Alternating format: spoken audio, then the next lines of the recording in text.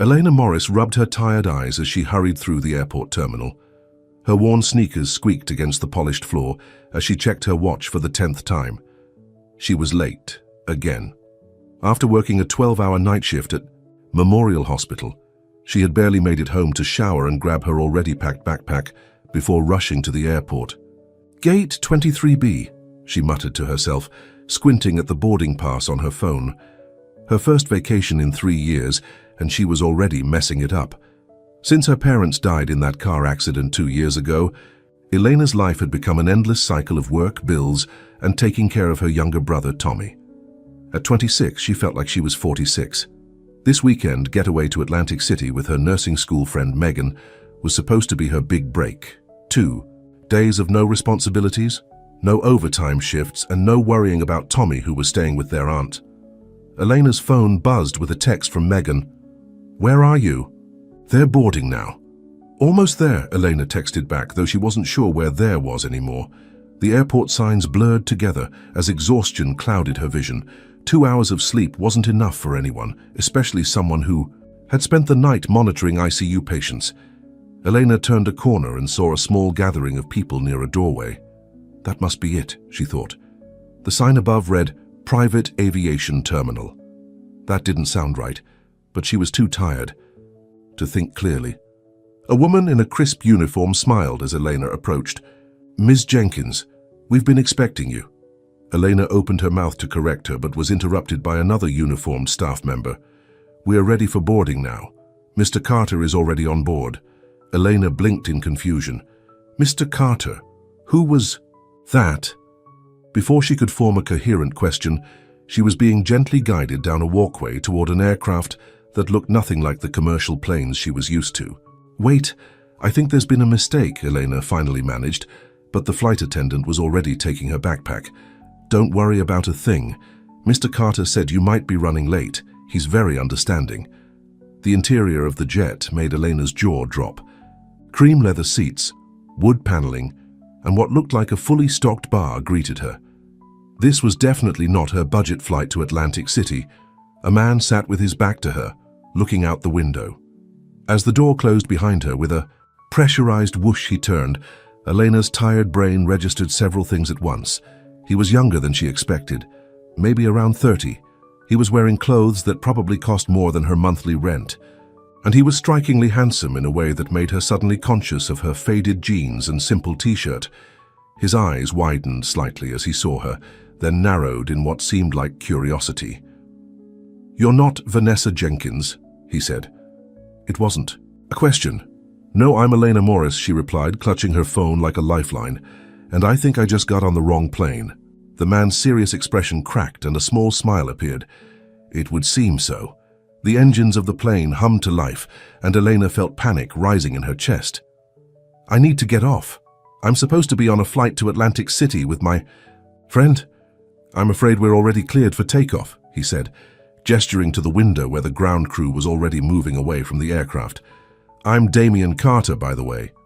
"Where is this plane going?" Elena asked, sinking into the seat opposite him as her legs suddenly felt too weak to support her. "Paris," Damian replied simply. "Paris, as in Paris, France?" Elena's voice rose an octave. Damian nodded, studying her with interest. "You really did get on the wrong plane, didn't you?" "I don't even have a passport," Elena exclaimed, then remembered she actually did. It was in her backpack, virtually unused since that one college trip to Canada years ago. "The staff obviously thought you were my companion for the trip," Damian explained, choosing his words carefully. "Vanessa Jenkins is a model I occasionally date. We were supposed to spend the weekend in Paris, but it seems she's been replaced." The full reality of the situation hit Elena like a truck. She was on a private jet to Paris with a complete stranger who thought she was a model, and the plane was already moving. "This can't be happening," she mumbled, running her hands through her messy brown hair. "I need to call Megan. I need to figure out how to get back. I need to breathe," Damian finished for her, his voice surprisingly gentle. He handed her a glass of water that seemed to appear from nowhere. "Drink this." Elena took the water with shaking hands. "Mr. Carter, Damian, please." "Damian, I can't go to Paris. I have a shift on Monday. I have my brother to take care of. I have responsibilities." Something in Damien's expression shifted at the word responsibilities. He leaned back in his seat, studying her. "What do you do, Elena Morris?" "I'm a nurse at Memorial Hospital," she replied automatically. "Intensive care unit." Damien nodded slowly. "And the brother you mentioned?" "Tommy. He's 18. Our parents died 2 years ago and I'm all he has." The words came out before she could stop them. Why was she telling this stranger her life story? The plane was now taxiing down the runway, picking up speed. "I understand responsibility," Damien said, his voice taking on a more somber tone. "More than most." For a moment, they sat in silence as the plane lifted into the air. Elena felt a strange mix of terror and something else, a feeling she couldn't quite name. "Look," Damien finally said as the plane leveled off. "We're going to Paris, whether we like it or not at this point. Once we land, I can have you on the first flight back to wherever you need to go." "You'd do that?" Elena asked, surprised by his offer. "Of course, this mix-up isn't your fault." He paused, then added with a hint of that earlier smile, "Though, I'm curious how you managed to get through private aviation security and onto my plane." Elena felt her cheeks flush with embarrassment. "I was so tired. I just finished a night shift and I've barely slept. I saw people gathered at a gate and just followed, and no one stopped you or asked for identification. Someone called me Ms. Jenkins. I tried to correct them, but everything happened so fast." Damien shook his head, looking almost impressed. "Well, Miss Morris, it seems you've accidentally infiltrated a security system that costs millions to maintain." For the first time since boarding the plane, Eleanor laughed. It was a small, tired laugh, but it broke some of the tension. The flight attendant appeared with a tray of food that made Elena realize how hungry she was. As Damien motioned for her to help herself, she cautiously took a sandwich that looked fancier than any food she'd eaten in months. "So," Damien said, watching her with those intense eyes, "tell me about being a nurse." Elena wasn't sure why, but she started talking. Maybe it was the exhaustion, or the absurdity of the situation, or the fact that Damien Carter was actually listening, really listening, in a way that made her feel like her words mattered. She told him about her long shifts, about the patients she'd helped save, and the ones she couldn't. She told him about struggling to pay Tommy's college application, fees while keeping up with the mortgage their parents had left behind. In turn, Damien shared small pieces of himself. He ran a technology company. He traveled frequently. He'd lost someone close to him recently, his business partner and best friend, though he didn't elaborate on how. "Is that why you're going to Paris?" Elena asked. "To get away?" Damien looked, surprised by her insight. "Perhaps, though I'm not sure there's anywhere far enough." Hours passed, and Elena felt herself drifting off to sleep in the comfortable seat. She fought to keep her eyes open, worried about what might happen if she let her guard down. "You should rest," Damien said, noticing her struggle. "We still have several hours before we land." "I can't just fall asleep on a stranger's private jet," Elena protested weakly. "I think we've moved past being strangers," Damien replied. "Besides, I promised to be a perfect gentleman." There was something in his voice that made Elena believe him. Despite all logical reasons not to, she trusted him. "Just a short nap," she conceded, her eyelids already feeling too heavy to keep open. She drifted off to sleep. Elena had the strange thought that maybe, just maybe, getting on the wrong plane wasn't the worst mistake she'd ever made. When Elena woke up, the world outside the plane window had changed. Soft blankets of clouds floated beneath them, tinged pink and orange by the setting sun. For a moment, she forgot where she was, and then it all came rushing back. She straightened in her seat, embarrassed to find that a blanket had been placed over her while she slept. Damien was sitting across from her, working on a sleek laptop. "Welcome back," he said without looking up. "You've been asleep for almost 6 hours." 6 hours? Eleanor couldn't remember the last time she'd slept that long, uninterrupted. "You clearly needed it," Damien replied, finally closing his laptop. "We'll be landing in Paris in about an hour." Reality crashed down on Elena again. "I need to call my brother and Megan. They must be worried sick." Damien handed her a phone. "International service. Take all the time you need." Elena dialed Tommy's number first, relieved when he answered right away. Elena, where are you? Megan called, looking for you hours ago. Tommy, you're not going to believe this, Elena said, glancing at Damien, who had diplomatically moved to give her some privacy. I got on the wrong plane. The wrong plane? What does that even mean? It means I'm currently on my way to Paris, France. The silence on the other end lasted so long that Elena thought they'd been disconnected. Tommy, are you there? You're in Paris. My sister, who hasn't taken a day off in 2 years, is in Paris. Almost in Paris, Elena corrected. It was an accident. I'm coming right back. An accident? How do you accidentally go to Paris? Elena sighed. It's complicated. I'll explain everything when I get back. Are you okay until then? Is Aunt Carol treating you all right? I'm 18, Elena, not 8. I'm fine, but you're really in Paris. That's actually kind of cool. It's not cool. It's a disaster, Elena insisted, though a small part of her couldn't help but agree with her brother. Who are you with? Tommy asked, suddenly sounding suspicious. Elena lowered her voice. The owner of the plane, his name is Damien Carter. Wait, the Damien Carter? The tech genius? The billionaire? What? No, just a businessman named Damien. Look, I have to go. I'll call you when I land, okay? After hanging up with Tommy, Elena called Megan, who was far less understanding. After confirming that Elena was safe, Megan berated her for ruining their weekend plans, before eventually laughing at the absurdity of it all. Only you, Elena, Megan said. Only you could work a double shift and then accidentally end up on a private jet to Paris.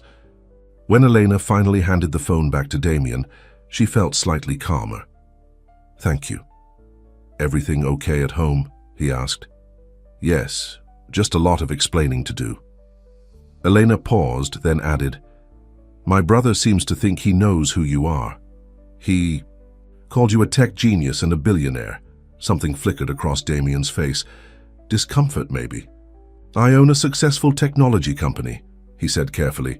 Your brother might have read about it.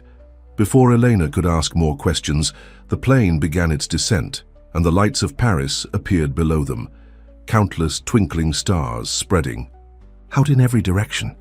It's beautiful, Elena whispered, pressing her face against the window.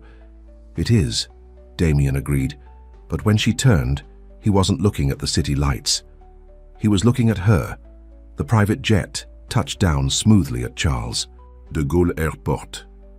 Elena felt her heart racing as the reality of being in Paris, actually in Paris, began to sink in. This wasn't supposed to happen to people like her, people who worked double shifts and clipped coupons and worried about making rent. We'll be escorted through a private terminal, Damien explained as the plane taxied to a stop. No customs lines. Elena clutched her backpack nervously. Is that even legal? Damien's lips curved into a small smile. Perfectly, just one of the perks of private travel. A sleek black car was waiting for them on the tarmac. The driver, a middle-aged Frenchman named Michel, greeted Damien with familiar respect and Elena with curious glances. To the hotel, sir? Michel asked as he held the car door open. Yes, please, Damien replied, then turned to Elena. Unless you'd prefer to go straight to the airport for a return flight? Elena hesitated. The sensible thing would be to turn around immediately, to go home to Tommy and her job and her responsibilities. But the lights of Paris glowed in the distance, and something inside her rebelled at the thought of leaving, without seeing anything of the city she'd dreamed about visiting since she was a little girl. Maybe I could stay just for the night? The words tumbled out before she could stop them. My next shift isn't until Monday evening. Surprise flickered across Damien's face, followed by something that looked suspiciously like pleasure. The hotel has plenty of rooms. You'd have your own space, of course. I couldn't let you pay for... Eleanor, Damien cut her off gently. You're here because of a mix-up that wasn't your fault. Let me at least make sure you're comfortable before you go back. Too tired to argue and too tempted to refuse, Elena nodded. Thank you. The car glided through the streets of nighttime Paris, and Elena found herself pressing her face against the window like a child. The Eiffel Tower sparkled in the distance, and elegant buildings lined the wide boulevards. It's even more beautiful than I imagined, she whispered. When was the last time you traveled? Damien asked, watching her reaction with interest. A trip to Canada during nursing school. 6 years ago, Elena turned to look at him. "I'm guessing. You travel all the time?" "Too much," he admitted. "It lost its magic a long time ago." "That's sad," Elena said simply. Damien looked at her thoughtfully. "Maybe it is." The hotel was unlike anything Elena had ever seen.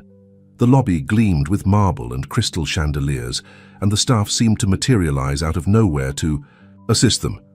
"Mr. Carter, welcome back to La Royale," the manager greeted them. "We've prepared the presidential suite as requested." "Thank you, Jean-Paul. We'll also need a separate room for Ms. Morris." Jean-Paul barely blinked at the change in plans. "Of course, sir. We have a lovely junior suite available on the same floor." Elena followed in a daze as they were escorted to an elevator with gold-plated doors. Her room, a junior suite that was bigger than her entire apartment back home, featured a balcony with a view of the Eiffel Tower and a bathroom with a tub she could practically swim in. "Is everything satisfactory?" Jean-Paul asked as the bellhop delivered her backpack. Elena nodded, not trusting herself to speak. "Mr. Carter has arranged for a selection of clothes to be delivered in the morning," he continued. "If you need anything at all, simply dial 0 on the telephone." After they left, Elena sank onto the edge of the king-sized bed, overwhelmed. She'd gone from rushing to catch a budget flight to Atlantic City to staying in a luxury hotel in Paris in less than 24 hours. It felt like she'd stumbled into someone else's life. Her phone buzzed with a text from Damien. "Breakfast at 9? The E. Hotel restaurant is on the roof. Incredible views." Elena hesitated before typing back. "Okay, but I need to figure out a flight home tomorrow." His reply came quickly. "We'll sort it out. Sleep well, Elena." Despite her exhaustion, Elena found it hard to fall asleep. The bed was too soft, the room too quiet, the situation too surreal. She kept expecting to wake up in her cramped bedroom in New Jersey, late for her shift again. When she finally drifted off, she dreamed of flying over cities of light, with Damien Carter's mysterious eyes watching her from across endless skies. Morning came with golden sunlight streaming through curtains she'd forgotten to close. For a moment, Elena was disoriented. Then it all came rushing back. Paris, the private jet, Damien Carter. A glance at her phone showed it was already 8:30. She'd slept nearly 10 hours, something she hadn't done in years. Elena rushed to shower, wincing as she put on the same clothes from yesterday. As promised, at exactly 9 quick, there was a knock at her door. A hotel employee stood there with several garment bags and boxes. "Compliments of Mr. Carter," the woman explained in accented English. "He thought you might appreciate some fresh clothes." Before Elena could protest, the bags were laid across her bed, and the woman was gone. Inside, she found several simple but clearly expensive outfits, all mysteriously in her size. Jeans, blouses, dresses, even shoes and underwear. The thought of Damien selecting underwear for her made her face burn, though she suspected he'd probably had an assistant handle the actual shopping.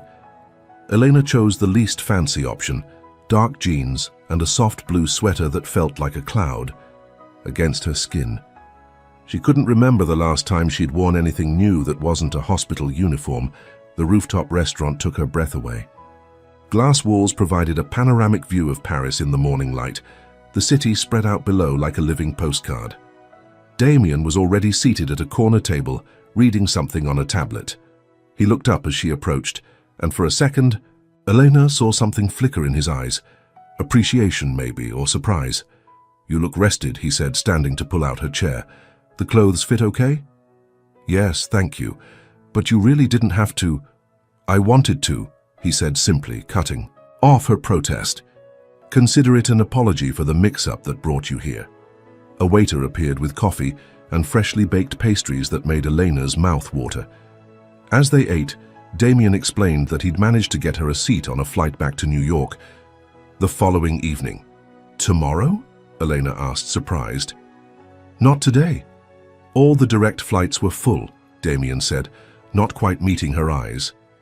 "Unless you'd prefer a connecting flight through London or Frankfurt." Elena should have insisted on leaving immediately. That would have been the responsible thing to do. But the thought of one day, just one day, in Paris was too tempting. "Tomorrow is fine," she said. feeling a strange mixture of guilt and excitement. "I'll call Tommy and let him know." "Good," Damien said, looking genuinely pleased. "Then I have a proposal for you." Elena raised an eyebrow, suddenly wary. "Nothing improper," he added quickly, noticing her expression. "I thought perhaps I could show you Paris today. The real Paris, not just the tourist sites." "Why would you do that?" Elena asked, genuinely puzzled. "You must have better things to do than play tour guide for a stranger." Damien set down his coffee cup, considering her question seriously. "Because for the first time in a very long time, I'm actually curious about something. Someone, other than myself or my work." His honesty caught her off guard. "I don't understand.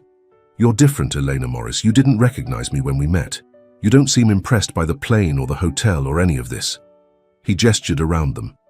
"Do you know how rare that is in my world?" "I'm just a normal person," Elena said, shrugging. "Exactly." Damien smiled, and it transformed his face completely, making him look younger and less guarded. "So, what do you say? One day in Paris with a not entirely normal person?" Against her better judgment, Elena found herself smiling back. "Okay, one day." They started at a small cafe tucked away on a side street, where Damien ordered for them in fluent French. The owner greeted him like an old friend, kissing him on both cheeks and casting curious glances at Elena. "Do you come to Paris often?" Elena asked, as they sipped espresso at a tiny table on the sidewalk. "I lived here for a while after college," Damien explained. "Before I started the company with—" He trailed off, a shadow crossing his face. "With your friend?" Elena prompted gently. "The one you mentioned on the plane?" Damien nodded, his expression closing off. "Mark. His name was Mark Fitzgerald." The way he said the name, with a mixture of pain and reverence, told Eleanor that this was a subject to approach carefully. "What was he like?" she asked. For a moment she thought Damien wouldn't answer. Then quietly he said, "Brilliant, fearless, the best person I've ever known." "I'm sorry for your loss," Elena said, recognizing the grief in his voice. Damien looked at her sharply. "I didn't say he died. You didn't have to." Working in the ICU had given Eleanor an intimate familiarity with loss. "It's in the way you talk about him." Damien was quiet for a long moment. "It was a year ago, a climbing accident in Colorado. We'd been friends since college, built the company together from nothing." He took a deep breath. "After he died, I couldn't bear to be in the office anymore. Everything reminded me of him. So you started traveling," Eleanor guessed. "Running, more like it." Damien's smile was bitter. "Not very brave of me, is it?" "Grief isn't about bravery," Eleanor said softly. "It's about survival." Damien looked at her with new interest. "You sound like you know something about it." "My parents died 2 years ago. Car accident." The words still hurt to say, but the sharp pain had dulled to a persistent ache.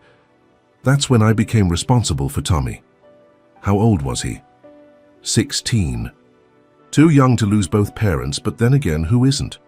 They sat in silence for a moment, connected by the shared experience of loss in a way Elena hadn't expected. "Come on," Damien said finally, standing and offering his hand. "I want to show you something." He led her through winding streets to a small, hidden garden behind an ancient church. Spring flowers bloomed in wild profusion, and a stone bench sat beneath a flowering cherry tree. "I used to come here to think when I lived in Paris," Damien explained. "Very few tourists know about it." They sat on the bench, watching as pink petals drifted down around them like snow. "It's peaceful," Eleanor said, feeling some of the tension leave her shoulders. "Mark and I once had a plan to retire in Paris," Damien said, looking up at the branches above them.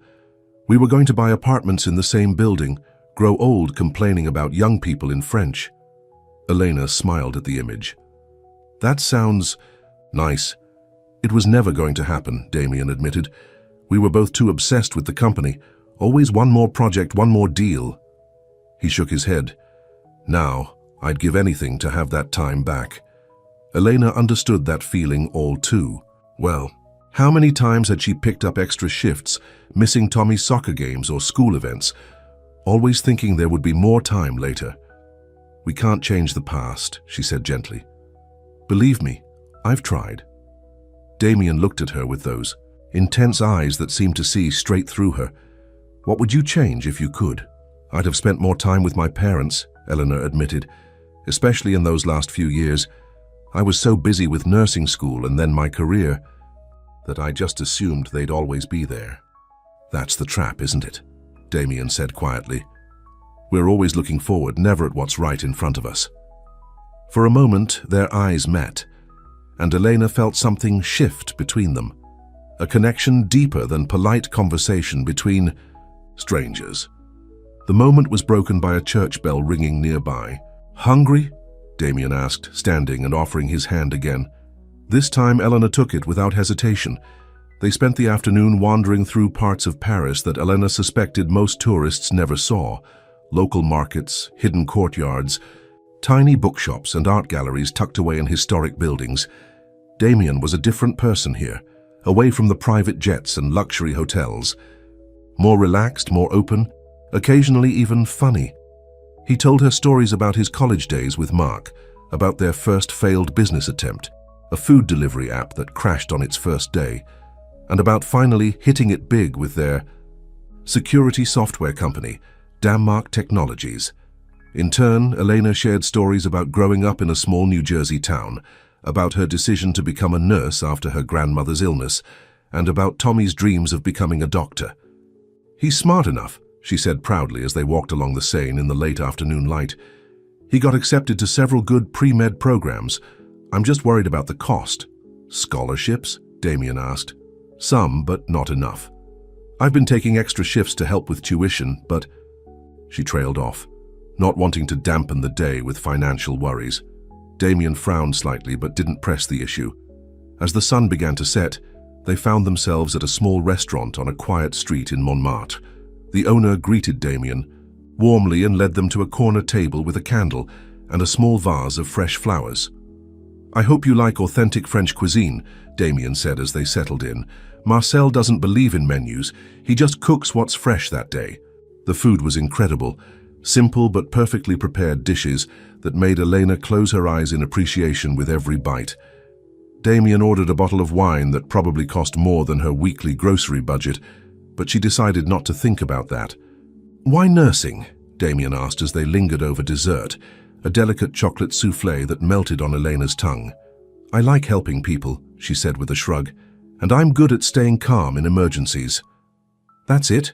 No dramatic story. About a childhood illness or a TV show that inspired you? Elena laughed. Sorry to disappoint you. Not everything has to have a dramatic backstory. In my experience, the most important choices usually do, Damien replied. Elena thought about it for a moment. Well, there was my grandmother. She got sick when I was in high school. Cancer. The nurses who took care of her were amazing. They made a terrible situation bearable. Not just for her, but for our whole family. She paused, remembering. One night, when Grandma was in a lot of pain, this nurse named Sarah sat with us for hours after her shift ended. She didn't have to do that, but she did. I wanted to be that person for someone else. Damien was watching her with a warmth in his eyes that made Elena's heart beat a little faster. What? She asked, suddenly self-conscious. You're remarkable, Elena Morris, he said softly. You know that, right? Elena felt her cheeks flush. I'm really not. I'm just doing my best with what I've got, which is exactly what makes you remarkable. Damien reached across the table and touched her hand lightly. Most people in your position would be bitter or looking for an escape, but you just keep going, taking care of everyone around you. I don't have a choice, Eleanor said, though she didn't pull her hand away. We always have choices, Damien replied. You've chosen to be strong when it would be easier not to be.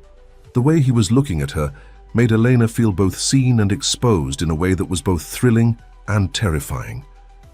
This man, this wealthy, complicated, grieving man, seemed to understand her better after one day than people she'd known for years.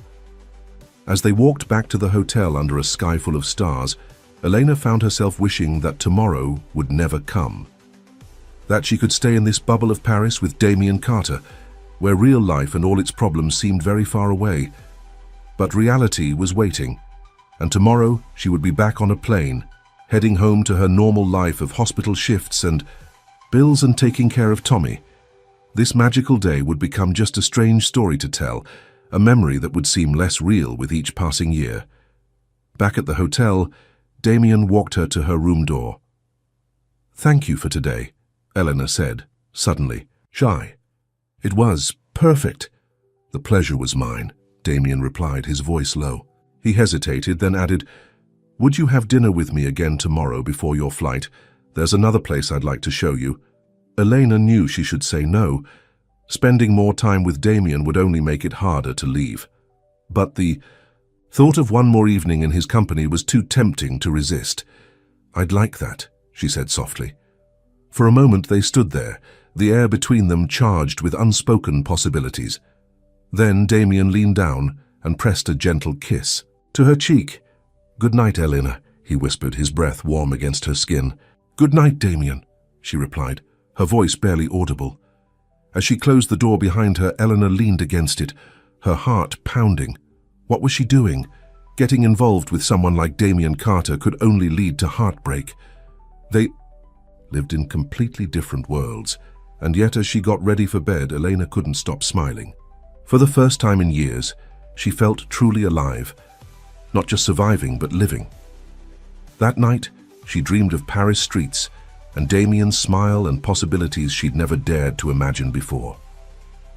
Elena woke to sunlight streaming through her hotel room window and the distant sounds of Paris traffic.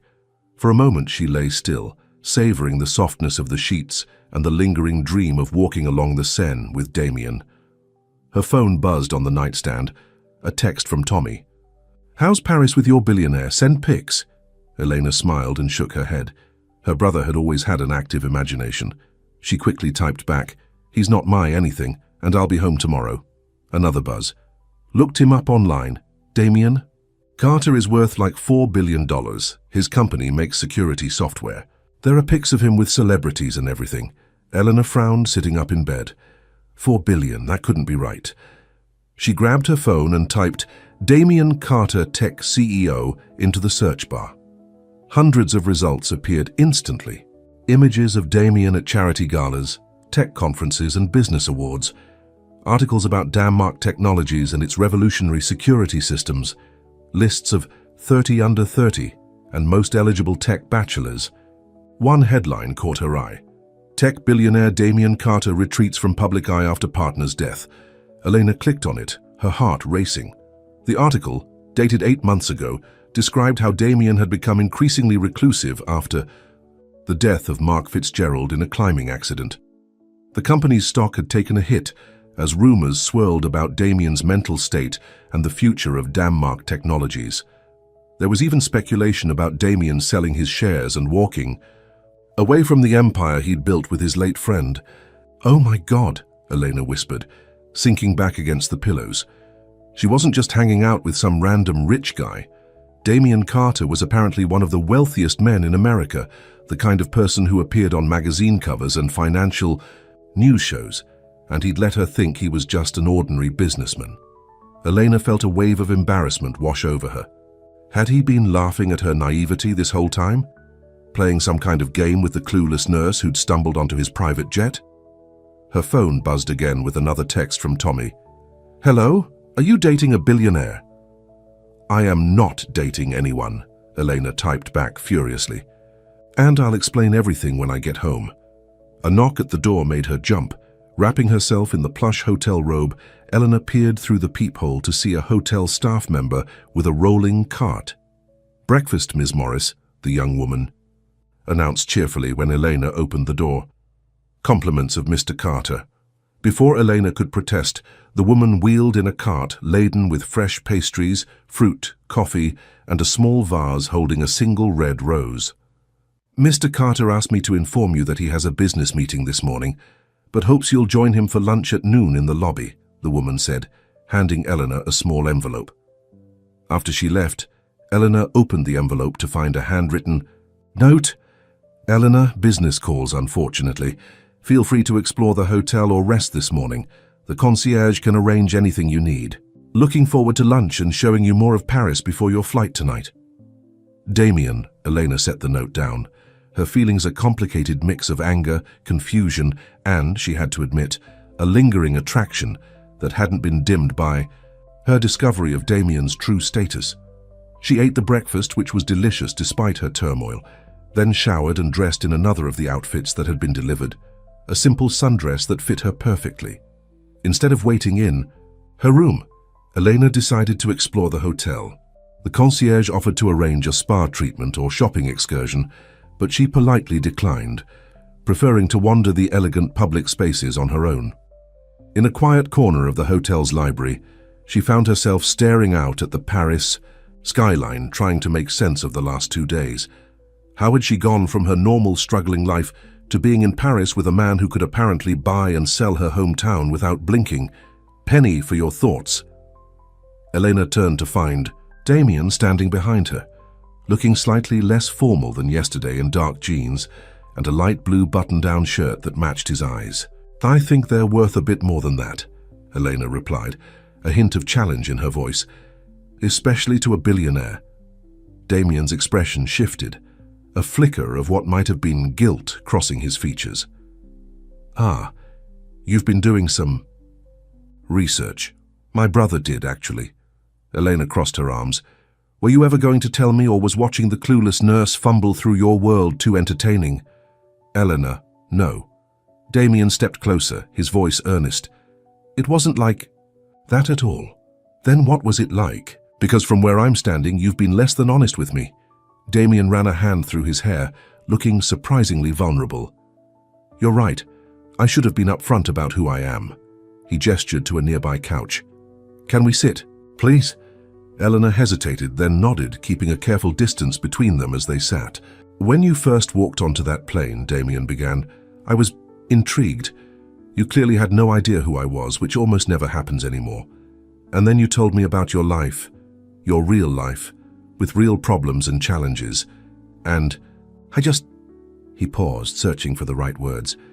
"I wanted to stay in that space where I was just a person to you, not a headline or a net worth figure." "So you lied to me." "I didn't lie," Damien countered.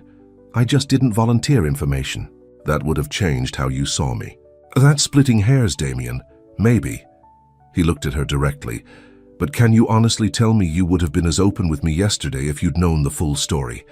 Elena wanted to say yes, but she knew it wasn't true. She would have been guarded, self-conscious, probably even suspicious of his motives. "That's not the point," she said instead. "The point is that I deserved the chance to make that choice for myself." "You're right," Damien admitted, his shoulders slumping slightly. "I'm sorry, Elena. Truly." His apology seemed sincere, and despite her anger, Elena found herself softening. "Why did you do it, really?" Damien was quiet for a moment, looking out at the Paris skyline. "For the past year since Mark died, people have treated me differently, like I'm made of glass or like I'm nothing but a walking checkbook. My business partners tiptoe around me, afraid I'll walk away from the company. Women approach me with dollar signs in their eyes." He turned back to Elena. "And then there was you, exhausted, annoyed, completely unimpressed by me or my plane or any of it. It was refreshing." "So I was a novelty," Elena said flatly. "No." Damien shook his head, firmly. "You are real in a way that almost nothing in my life has felt since Mark died. Yesterday, showing you Paris, talking to you, it was the first time in a year that I didn't feel like I was just going through the motions." There was such raw honesty in his voice that Elena found it hard to maintain her anger. Still, she wasn't ready to let him off the hook completely. "You should have told me." "I know." Damien nodded. "And I was going to. Tonight at dinner.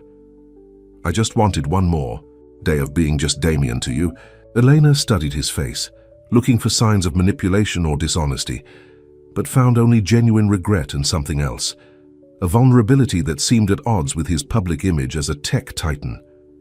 "I don't know what to say," she finally admitted. "Say." "You'll still have lunch with me," Damien suggested, a hopeful note in his voice. "And dinner before your flight, let me make it up to you." Elena knew the sensible thing would be to walk away now, to protect herself from getting any more entangled with this complicated man and the complicated feelings he stirred in her.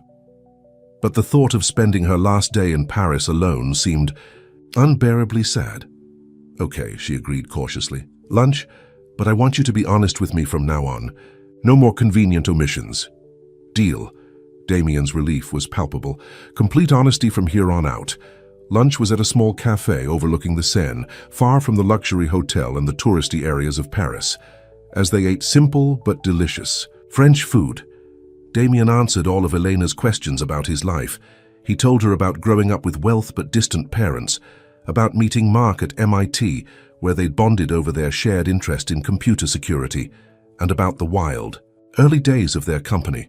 "We were living on ramen and working 20-hour days," he recalled with a small smile. "Even after we got our first big investment, we kept our office in Mark's garage for another 6 months. We were too busy coding to bother moving." "When did he—" "You know you'd made it?" Elena asked, genuinely curious. "There was this moment," Damien said, his eyes distant with memory. "We just signed our first government contract.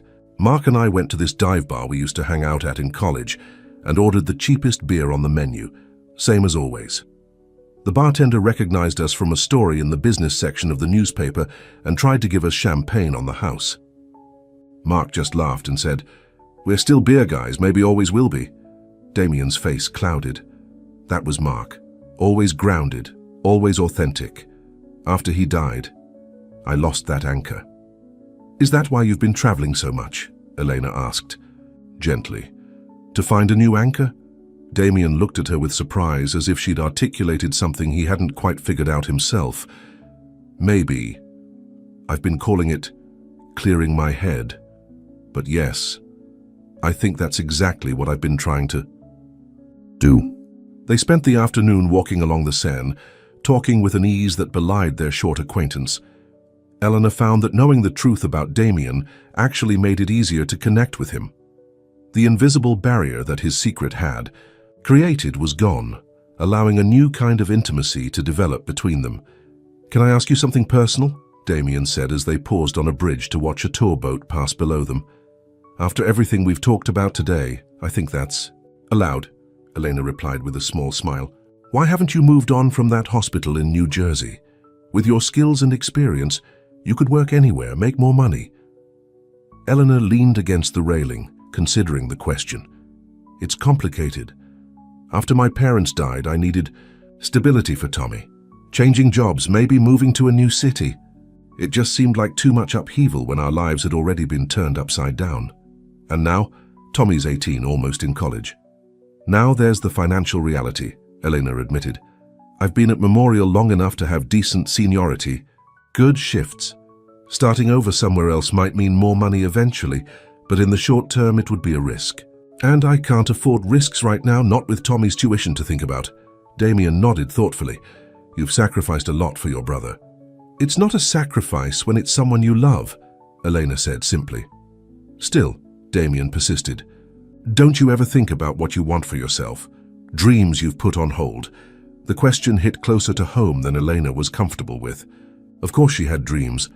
Travel, further education, maybe even a relationship someday with someone who understood her complicated life. But those things had seemed so far out of reach for so long that she'd gotten used to not thinking about them. Sometimes, she admitted. But dreams don't pay the bills. "They could," Damien said quietly, "with the right support." Elena tensed, immediately understanding what he was suggesting. "I don't want your money, Damien." "I know you don't," he replied quickly. "That's not what I meant." "Then what did you mean?" Damien seemed to struggle with his words, which was unusual for him. "I meant that maybe there's a way for you to have both, stability and dreams." Before Eleanor could respond, a street musician nearby began playing a hauntingly beautiful melody on a violin. The moment shifted, the conversation suspended in the notes of the music. As evening approached, they made their way to Montmartre, climbing the steps to the highest point in Paris. The city spread out below them, beginning to twinkle with lights as the sky darkened. "Your flight leaves in 3 hours," Damien said, breaking the comfortable silence that had fallen between them. "We should probably head back to the hotel soon so you can get your things." Elena nodded, a heaviness settling in her chest at the thought of leaving. These 2 days in Paris with Damien had been like a beautiful dream. But reality was waiting back home. Hospital shifts, bills, and the day-to-day struggles that defined her life. "Thank you," she said softly, "for everything. This has been more than I ever imagined." "Elena," Damien turned to face her, his expression serious. "What if you didn't get on that plane tonight?" She blinked in surprise. "What?" "Stay," he said, the word holding more weight than its single syllable suggested. "Stay in Paris with me." "Damien, I can't just—" "Why not?" He stepped closer, his eyes intense. "Tommy's with your aunt. You're not on shift until Monday evening. That's 2 more days." Elena's heart raced at the possibility. 2 more days in Paris, 2 more days with Damien. "I don't know. I have a house here," Damien continued, "just outside the city. It's peaceful. We could go there, spend some time away from everything, get to know each other better." The offer was tempting. So tempting that Elena almost said yes immediately. But a warning voice in the back of her mind held her back. "Damien, we live in completely different worlds," she said gently. "Whatever this is between us, it can't go anywhere real." "Why not?" he challenged. "Because I have money and you don't? That's just a circumstance, Elena, not a definition of who we are." "It's not that simple, and you know it," Elena countered. "Your life is private jets and luxury hotels and business empires. Mine is hospital shifts and student loans and making ends meet." "Those are just details," Damien insisted, taking her hands in his. "They don't have to define us or what we could be to each other." Elena pulled her hands away, suddenly afraid of how much she wanted to believe him. "They're not just details, Damien. They're realities. And the reality is that I have responsibilities that I can't walk away from, not even for this." She gestured between them, not quite able to name what this was. Attraction? Connection? The beginning of something that might be love if given time to grow? Damien's face fell, disappointment clear in his eyes. "I understand responsibilities. Helena, I'm not asking you to abandon them. I'm just asking for a little more time." "Time for what?" Elena asked, her voice barely above a whisper. "Time to see if what I'm feeling for you is real," Damien answered honestly. "Because it feels real, Elena. More real than anything has felt in a very long time." Elena's breath caught in her throat, the intensity in his eyes, the vulnerability in his voice. They matched the confusing storm of emotions in her own heart. "I'm scared," she admitted, the words slipping out before she could stop them. "Of what?" "Of letting myself believe in this. In you. In us." Elena took a shaky breath. "What happens when I go back to real life and you realize that the struggling nurse from New Jersey doesn't fit into your world after all?" "That won't happen," Damien said firmly. "You can't know that," Elena countered. "I know how I feel when—" "I'm with you," Damien said, moving closer again. "I know that for the first time since Mark died, I'm thinking about the future instead of just trying to escape the past." He reached up to touch her cheek gently. "Stay, Elena. Not forever. Just 2 more days. See where this might lead." Elena closed her eyes, leaning slightly into his touch. Everything in her wanted to say yes, to grab this unexpected chance at something beautiful and hold on tight. But she'd spent 2 years being the responsible one, putting everyone else's needs before her own. Could she really be selfish this once? "What about Tommy?" she asked, her practical nature asserting itself even now. "Call him," Damien suggested. "Make sure he's okay with your aunt for 2 more days. I can arrange for you to be back by Monday. Afternoon, plenty of time before your shift." It was a reasonable solution, addressing her main concern. What was holding her back now was just fear. Fear of the unknown, fear of getting hurt, fear of losing herself in Damien's world. Elena hesitated, standing on the precipice of a decision that felt momentous in ways she couldn't fully articulate. The lights of Paris seemed to wink at her encouragingly from below, as if the city itself was urging her to take this chance. To choose something unexpected and potentially wonderful, even if just for a little while. "Okay," she finally whispered. 2 more days. The smile that broke across Damien's face was like sunrise, warm and full of promise. He pulled her gently into his arms, holding her as if she were something precious. "You won't regret it," he murmured against her hair. Elena wasn't sure if that was true.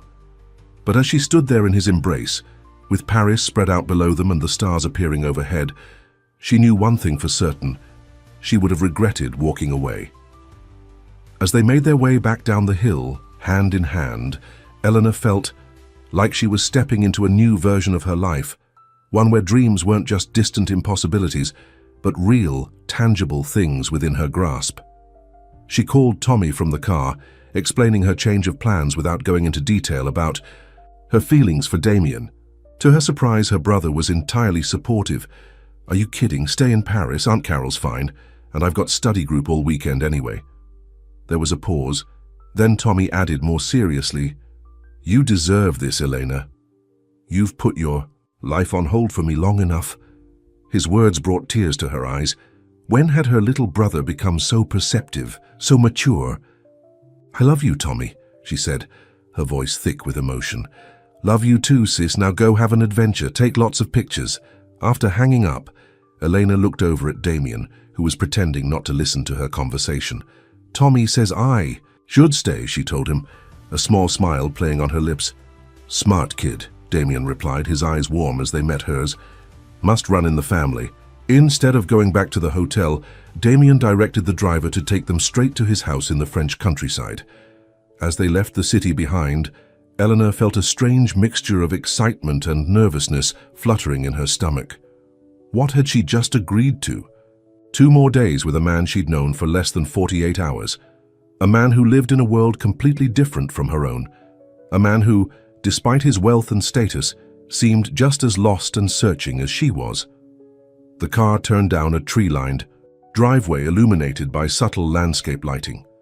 At the end stood a beautiful stone house that looked like it had been there for centuries, though Eleanor could tell from the modernized windows and other details that it had been extensively renovated. "Home sweet home," Damien said as the car came to a stop. "At least one of them." "How many homes do you have?" Elena asked, genuinely curious. Damien looked slightly embarrassed. "A few. Apartment in New York, house in Malibu, chalet in Aspen, this place, and the penthouse in Boston where I actually spend most of my time." "Wow," Elena said, trying to imagine owning even one home, let alone 5. "It's excessive, I know," Damien admitted as he helped her from the car. "Mark used to give me a hard time about it. He kept the same 2-bedroom apartment even after we were worth billions." "He sounds like he was a good friend," Eleanor said softly. "The best," Damien agreed, a sad smile crossing his face. "He would have liked you, Eleanor, very much." The house was just as beautiful inside as out, elegant but comfortable with a mix of antique furniture and modern amenities. A housekeeper greeted them, seeming unsurprised by their arrival. "Madame Bertrand keeps the house ready for me," Damien explained as the older woman took their coats. "She lives in the guest house with her husband, who manages the grounds." After a light dinner prepared by Madame Bertrand, Damien gave Elena a tour of the house. The library, with its floor-to-ceiling bookshelves and comfortable reading nooks, was her favorite room. "This is amazing," she said, running her fingers along the spines of leather-bound classics. "I could spend days in here." "You're welcome to," Damien said, watching her with a fond expression that made her heart skip. "There's a guest room prepared for you upstairs. Blue door at the end of the hall." Elena's cheeks warmed at the implication that they would be sleeping separately.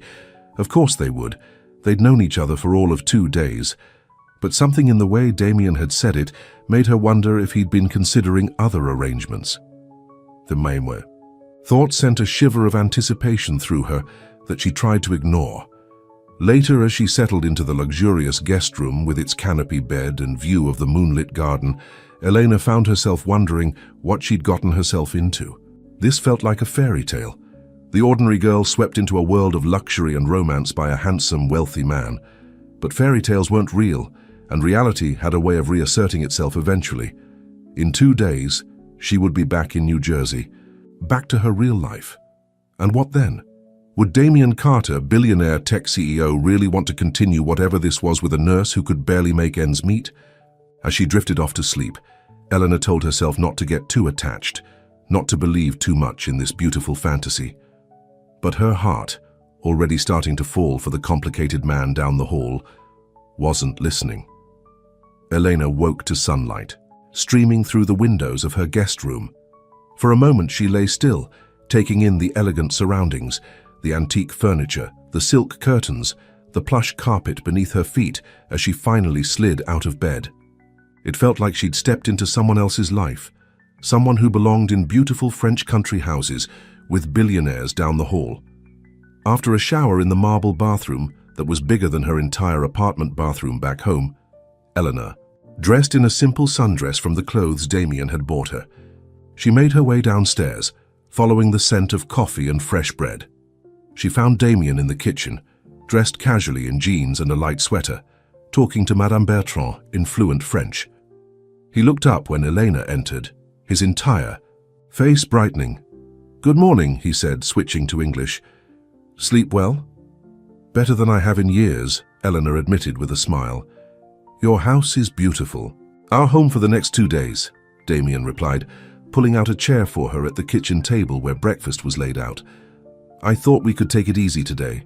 There's a farmer's market in the village if you'd like to explore, or we could just relax here. The gardens are lovely this time of year." The casual way he spoke about their time together, as if it were the most natural thing in the world for her to be here with him, made Elena's heart flutter. It was dangerous. How quickly she was getting used to his presence, his attention, his world. "The market sounds nice," she said, helping herself to a croissant that looked and smelled heavenly. "I've never been to a real French farmer's market." "Then that's what we'll do," Damien said, pouring her a cup of coffee. After breakfast, of course. The village was like something from a postcard. Stone buildings with flower boxes in the windows, narrow cobbled streets, and a central square where local farmers and artisans had set up their stalls. Damien seemed to know everyone, greeting villagers by name and introducing Elena as his friend from America. The way he navigated this simpler world, so different from private jets and luxury hotels, surprised her. "You seem comfortable here," she observed as they browsed a stall selling local honey. "More so than in Paris even." Damien nodded, a thoughtful expression on his face. "This place, it's real in a way that a lot of my life isn't. The people here don't care about Danmark's stock price or who I'm dating or what the business blogs are saying about me. Is that why you bought a house here? To escape?" "Partly," Damien admitted, paying for a jar of honey without haggling over the price. "But also because it reminds me of summers when I was a kid. Before my parents got divorced, we used to rent a place in the French countryside. It's one of the few happy memories I have of us all together." Elena felt herself softening, further toward him. Behind the wealth and success was a man with his own scars, his own complicated past. "What about you?" Damien asked as they continued walking. "Any happy childhood memories you hold on to?" Eleanor thought for a moment. "My dad used to take Tommy and me camping every summer. Nothing fancy, just a tent in the state park about an hour from our house. We'd fish and tell ghost stories around the campfire." She smiled at the memory. "My mom would always pack way too much food and insist we call her every night to make sure we hadn't been eaten by bears." "Were there actually bears?" Damien asked, grinning. "Maybe 1 or 2, Elena laughed, "but they were more interested in the campground dumpsters than in us." They spent the morning wandering through the market, buying fresh bread, cheese and fruit for a picnic lunch. The villagers treated them like any other couple, with no hint that they recognized Damien as anything other than a friendly American who owned a house nearby. It was liberating in a way Elena hadn't expected, to be just Elena and Damien, two people enjoying a beautiful day together, with no past or future complicating the present. After the market, Damien drove them to a secluded spot by a river where ancient willow trees provided shade from the midday sun. They spread a blanket on the grass and unpacked their market purchases. "This is perfect," Elena sighed, leaning back on her elbows and tilting her face toward the dappled sunlight filtering through the leaves. "Yes, it is," Damien agreed, though when she glanced at him, he wasn't looking at the scenery but at her. The intensity in his gaze made her blush. "You're staring," she pointed out, suddenly self-conscious. "Sorry," Damien said, not looking sorry at all. It's just, you look happy, relaxed. It suits you." "I am happy," Eleanor admitted, surprising herself with the simple truth of it. "Happier than I've been in a long time." "Good," Damien said softly. "That's all I want." They ate their simple feast, talking about everything and nothing. Favorite books and movies, places they'd like to visit, childhood dreams. It felt both ordinary and extraordinary, this easy conversation between them. After lunch, they walked along the river hand in hand. Elena couldn't remember the last time she'd held hands with someone, probably not since her brief relationship with a fellow nursing student years ago. It felt good, this simple human connection. "Tell me something, real," Damien said suddenly as they paused to watch a family of ducks paddle past. "Something you haven't told anyone else." Elena considered the request. "Sometimes I resent Tommy," she admitted, the words difficult but somehow necessary. "Not him exactly, but the responsibility. I was 24 when our parents died. I had plans, dreams, a job offer at a research hospital in Boston." She sighed. "I gave it all up without hesitation because Tommy needed me, and I don't regret it, not really. But sometimes I wonder what my life would have been like if things had been different." Damien squeezed her hand gently. "That doesn't make you a bad person, Elena. It makes you human." "Your turn," she said, relieved by his lack of judgment. "Tell me something real." Damien was quiet for a long moment, staring out at the water. "I blame myself for Mark's death," he finally said, his voice low. "We were supposed to go on that climbing trip together.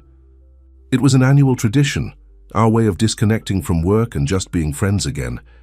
But I cancelled at the last minute because of an important client meeting." His jaw tightened. "If I had been there, maybe I could have prevented the accident. Or maybe you would have been in the accident too," Elena said gently. "You can't know what would have happened." "That's what my therapist says," Damien admitted with a sad smile. "But knowing it logically doesn't change how I feel." Elena understood that all too well. How many times had she wondered if she could have saved her parents if she'd been home that weekend instead of picking up an extra shift at the hospital? "Grief isn't logical," she said, wrapping her arms around his waist and resting her head against his chest. "And neither is guilt." Damien held her close, his heart beating steady under her ear. For a long moment, they simply stood there by the river, two wounded people finding comfort in each other's understanding.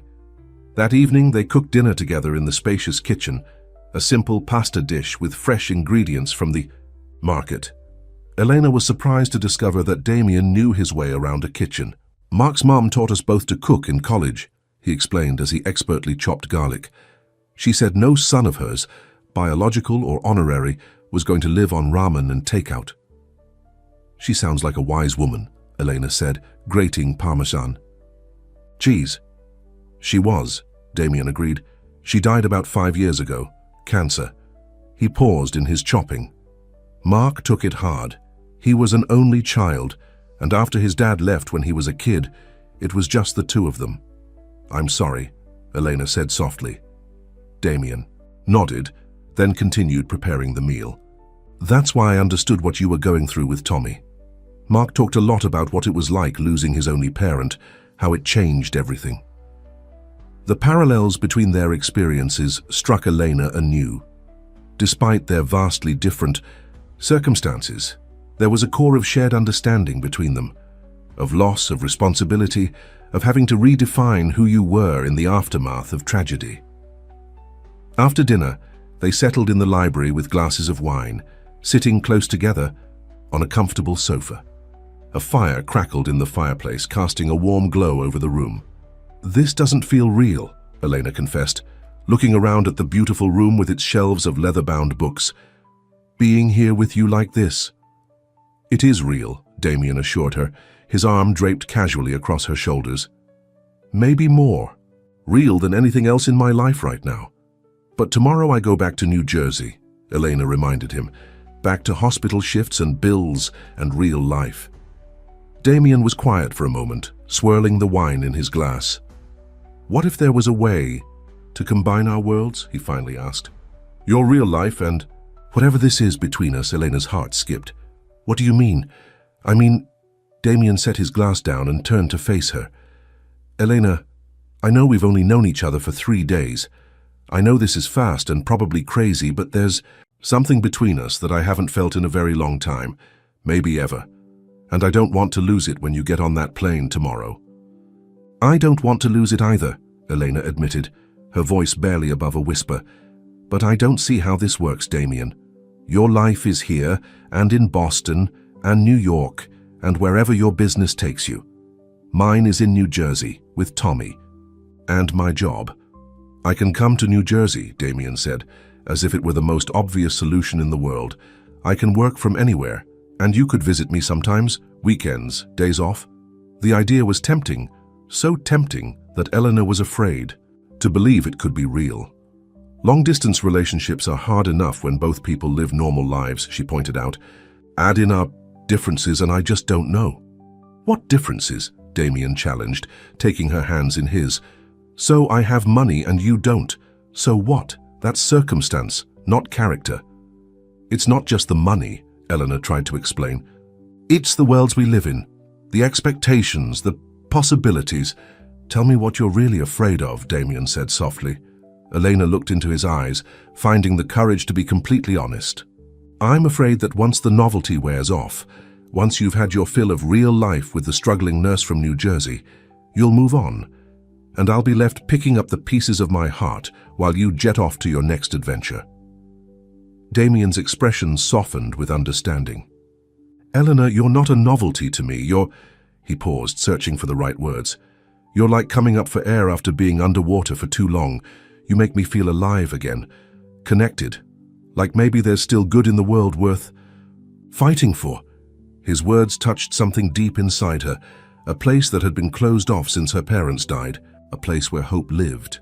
I'm scared, she admitted. Me too, Damien confessed, surprising her.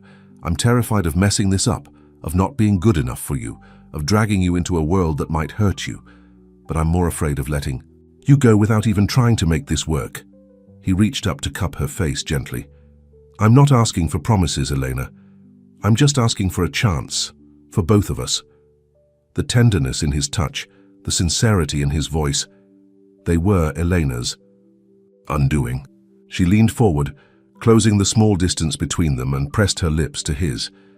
Damien responded immediately, his arms wrapping around her as he deepened the kiss. It was gentle at first, then increasingly urgent, as if they were both trying to communicate everything they couldn't yet say in words. When they finally pulled apart, both slightly breathless, Damien rested his forehead against hers. Is that a yes? He asked, a hint of his usual confidence returning. Elena smiled, feeling lighter than she had in years. It's a let's try, she clarified. One day at a time. I'll take it, Damien murmured before kissing her again. Later that night, as they stood at the threshold of her guest room, there was a moment of uncertainty. The attraction between them was undeniable, but Eleanor wasn't ready to take that step yet, not when everything was still so new, so fragile.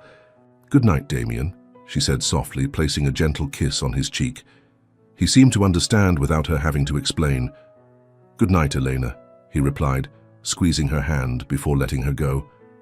Sweet dreams. As she closed the door, Elena leaned against it, her heart full of conflicting emotions.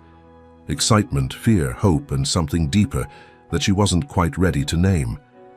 Their last day in France dawned bright and clear. They spent it exploring the countryside around Damien's house, visiting a small chateau, having lunch at a centuries-old vineyard, and walking through fields of wildflowers that stretched as far as the eye could see. It was a perfect day, made bittersweet by the knowledge that it would end with Elena on a plane back to New Jersey. As the afternoon waned, they returned to the house to collect Elena's few belongings before the drive to the airport. In her room, she found a small wrapped package on the bed with a note in Damien's handwriting. Something to remember our time in Paris.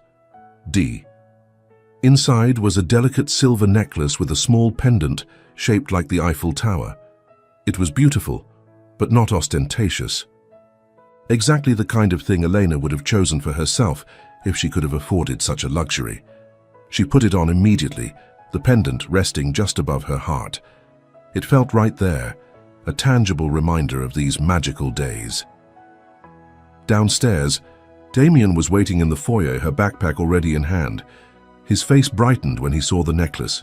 "You like it?" he asked, looking uncharacteristically uncertain. "It's perfect," Elena assured him, touching the pendant gently. "Thank you." The drive to the airport was quiet, both of them lost in their own thoughts. As they approached the terminal, Damien finally broke the silence. "I've arranged for a private lounge where we can wait until boarding," he said. "Unless you'd prefer." "The main terminal?" Elena shook her head. "The lounge is fine." The thought of saying goodbye to Damien in a crowded airport terminal was too much to bear. The private lounge was luxurious but tasteful, with comfortable seating and large windows overlooking the runways. A staff member discreetly took Elena's boarding pass, promising to let them know when it was time to board. Once they were alone, Damien pulled Elena into his arms, holding her close as if trying to memorize the feel of her. "I've arranged for a car to meet you at JFK," he said against her hair. "It will take you straight home." "You didn't have to do that," Elena protested weakly. "I wanted to," Damien replied, pulling back to look into her eyes. "It's the least I can do." "When will I see you again?" Elena asked, the question that had been weighing on her mind all day. "I have meetings in Boston through Wednesday," Damien said. "But I could fly to New Jersey on Thursday evening if that works for you." The idea that he would rearrange his schedule to see her so soon made Elena's heart swell. "Thursday would be perfect. I'm off Friday." "Then it's a date," Damien said, a smile spreading across his face. "Our first official date." "What would you call the past 3 days?" Elena asked, raising an eyebrow. "The prologue," Damien replied, kissing her lightly. "The best prologue I've ever read." The announcement that her flight was boarding came all too soon. As they walked toward the gate, Damien kept a possessive arm around her waist, as if reluctant to let her go even for a moment. At the security checkpoint, the furthest point Damien could accompany her, they stopped. This was it. The end of their fairy tale interlude and the beginning of whatever came next. "Call me when you land," Damien said, his voice rough with emotion. "I don't care what time it is. I want to know you're safe." "I will," Elena promised, fighting back tears. Why was this so hard? She'd known him for only 3 days, but they hadn't been ordinary days. They had been days of connection, of understanding, of finding something neither of them had been looking for, but both desperately needed. "Eleanor," Damien said, taking her face in his hands, "these past 3 days have been... I don't even have words for what they've been." "Life-changing?" Eleanor suggested, managing a small smile despite the tightness in her throat. "Exactly," Damien agreed. "And I want you to know that whatever happens next, whatever challenges we face in trying to make this work, I'm all in. 100%. The sincerity in his voice, the intensity in his eyes, they left no room for doubt. Whatever this was between them, Damien felt it just as strongly as she did. "I'm all in too," Eleanor whispered, surprised by how true the words felt. Damien pulled her close for one last kiss, deep and passionate and full of promise. When they finally parted, both slightly breathless, he pressed his forehead to hers. "This isn't goodbye," he said firmly. "It's just, see you soon." "See you soon," Eleanor echoed, forcing herself to step back, to turn away, to walk toward security, and away from the most extraordinary 3 days of her life. As she handed her boarding pass to the security officer, Elena glanced back one last time. Damien was still standing where she'd left him, watching her go with an expression that made her heart ache in the best possible way. The flight back to New York felt surreal. Elena sat in first class, Damien's doing, of course, surrounded by business travelers and wealthy tourists. 3 days ago, she would have felt completely out of place. Now she simply reclined her seat and closed her eyes, remembering Paris streets and countryside picnics and the feel of Damien's hand in hers. When the plane landed at JFK, it was late evening. As promised, a driver was waiting with a sign bearing her name. The black town car that whisked her through New York traffic and across the bridge to New Jersey was a stark contrast to the bus she would normally have taken. True to her word, She called Damien as soon as she was in the car. "You landed safely?" he asked, answering on the first ring. "Yes, just now. The car is very nice, thank you." "You're welcome," Damien said, and she could hear the smile in his voice. "How was the flight?" "Lonely," Eleanor admitted. "I kept turning to tell you something and remembering you weren't there." "I know exactly what you mean," Damien said softly. "My house feels empty without you in it." They talked until the car pulled up in front of Elena's modest apartment building. The contrast between Damien's world and hers had never been more apparent than in that moment. The luxury car idling outside the slightly run-down building where she rented a 2-bedroom walk-up. "I'm home," she told Damien, a touch of self-consciousness creeping into her voice. "I should go. Tommy's probably waiting up." "Of course," Damien said. "Call me tomorrow." "I will," Elena promised. "Good night, Damien." "Good night, Elena." Sweet dreams. As she climbed the stairs to her apartment, Elena felt like she was moving between worlds, from the fairy tale of Paris and Damien back to the reality of her everyday life. Tommy was indeed waiting up, eager to hear all about her unexpected adventure. As she told him a carefully edited version of the past 3 days, Elena found herself touching the Eiffel Tower pendant around her neck, a tangible reminder that it hadn't all been a dream. Later, lying in her own familiar bed, so different from the luxurious accommodations she'd grown accustomed to, Elena stared at the ceiling, wondering how she would ever reconcile these two parts of her life. How could Damien Carter, with his private jets and country estates, ever truly fit into her world of hospital shifts and budget concerns? And yet, as she drifted off to sleep, she found herself not worried but hopeful. Because underneath all the external differences, she and Damien had connected on a level that transcended wealth or status. They had seen each other, really seen each other in a way that felt rare and precious. Thursday couldn't come soon enough. The next few days passed in a blur of normalcy that felt anything but normal to Elena. She went back to work at the hospital, did laundry, helped Tommy with college applications and paid bills. But through it all there was a new lightness in her step, a glow that her colleagues noticed and commented on. "What happened on that trip?" her friend Megan asked during their lunch break. "You're different." "Good different or bad different?" Eleanor asked, unable to suppress a smile. "Good," Megan decided, studying her face. "Really good. Like you've woken up or something." That was exactly how it felt, like Elena had been sleepwalking through her life for the past 2 years and had suddenly opened her eyes to find the world brighter, more vibrant, full of possibilities she'd forgotten existed. She and Damien talked every day, sometimes just quick calls to say good morning or good night, sometimes hour-long conversations that left her smiling long after they'd ended. He was in Boston for meetings, as he'd said, but he sent her photos of his day and asked about hers, creating a bridge between their separate lives. On Thursday morning, Eleanor woke to a text from Damien. "Can't wait to see you tonight. My flight lands at 6. Dinner at 7:30? She texted back immediately. "Can't wait either. 7:30 is perfect." As she got ready for work, Eleanor found herself wondering what Damien would think of her apartment, her neighborhood, her real life. Would he be put off by the simplicity of it all? Would he finally realize how different their worlds truly were? But as she touched the silver pendant that hadn't left her neck since he'd given it to her, Elena pushed those doubts aside. Damien had seen who she was from the beginning. Tired nurse, responsible sister, ordinary woman with ordinary problems.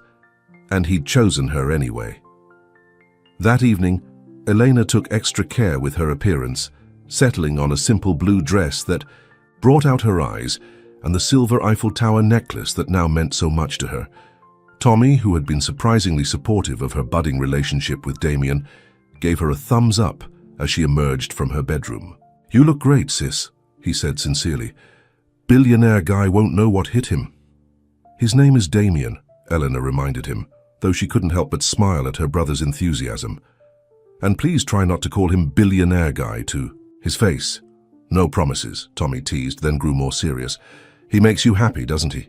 Eleanor nodded, touched by her brother's concern. "He does. It's new and complicated and probably a little crazy, but yes, he makes me happy." Then that's all that matters, Tommy said with a wisdom beyond his 18 years. After everything you've done for me, you deserve to be happy, Elena. Before she could respond, there was a knock at the door. Elena's heart leaped. Damien was early. She opened the door to find him standing there, looking slightly less polished than usual in jeans and a casual button-down shirt, holding a bouquet of wildflowers similar to those they'd walked through in the French countryside. "Hi," he said, his eyes taking in the sight of her with an appreciation that made her blush. "Hi yourself," Elena replied, stepping back to let him in. "You're early." "I couldn't wait," Damien admitted, handing her the flowers. "These reminded me of our walk." "They're beautiful," Elena said, deeply touched by the thoughtful gesture. "Come in, I want you to meet Tommy." As Elena watched Damien and her brother shake hands and exchange greetings, she was struck by how natural it felt to have him here in her apartment. He didn't look out of place or uncomfortable. He looked right, like he belonged. "Nice place," Damien said, glancing around the modest living room with its second-hand furniture and family photos. "It's not much," Elena said, suddenly self-conscious despite herself. "It's a home," Damien corrected her gently. "A real home. You can feel it the moment you walk in." The simple observation, so sincere and appreciative, eased some of the tension. Elena hadn't even realized she was carrying. This was who Damien was, beneath the wealth and privilege, a man who understood what truly mattered. Exhausted nurse Elena Morris stumbles onto a private jet and into billionaire Damien Carter's world. A twist of fate sends her soaring toward a life she never imagined. But will reality bring her back down? Before we get into the story, comment below where in the world you are watching from today. They went to a small Italian restaurant in Elena's neighborhood, a family-owned place where the pasta was homemade and the owner knew Elena by name. It wasn't fancy or expensive, but the food was excellent and the atmosphere warm and inviting. "This is perfect," Damien said, as they settled into a corner booth.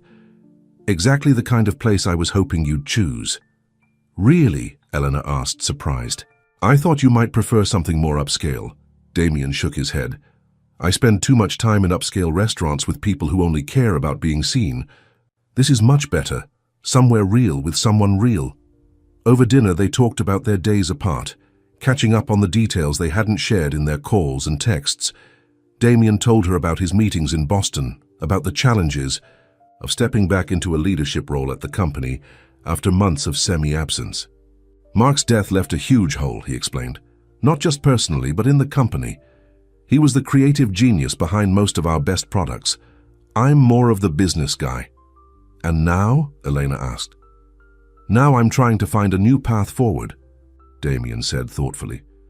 "For the company and for myself, being with you these past few days has helped me see things more clearly." "How so?" "You remind me that there's more to life than work, than success, than money," he explained. "Watching you talk about your patients, your brother, it's obvious that you find meaning in caring for others. It made me realize that I've been looking for meaning in all the wrong places." The conversation flowed easily as they shared a bottle of wine and a tiramisu for dessert. By the time they left the restaurant, walking hand in hand back to Elena's apartment, it felt as if they'd been doing this for years, rather than having just met less than a week ago. At her door, Damien pulled her close, kissing her with a tenderness that made her heart ache. "When can I see you again?" he asked, his voice husky. "I'm off tomorrow," Elena reminded him. "And the weekend." "Perfect," Damien said, his eyes lighting up. "I've cleared my schedule for the next 3 days. I thought maybe I could take you somewhere, anywhere you want to go." Elena smiled, an idea forming. "Actually, there is somewhere I'd like to go, but it's not Paris or Rome or anywhere fancy."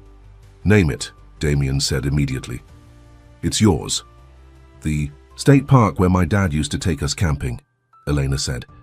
"It's beautiful this time of year. We could rent a cabin for the weekend, hike the trails, sit by the lake." Damien looked surprised, then pleased.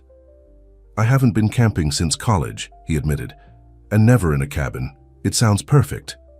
His enthusiasm for her simple suggestion touched Elena deeply.